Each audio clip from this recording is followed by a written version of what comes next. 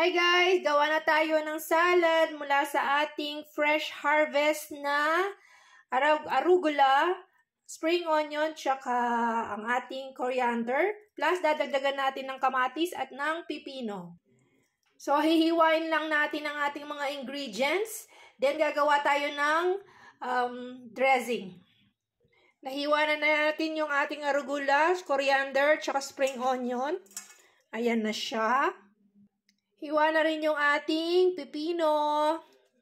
Dagdag lang natin dyan. Hiwa na rin yung ating kamatis. Tanggal na rin yung buto. Guys, make sure malinis yung inyong mga kamay, ha?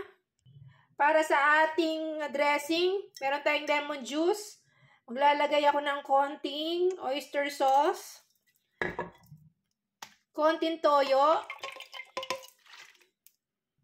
Konting turmeric.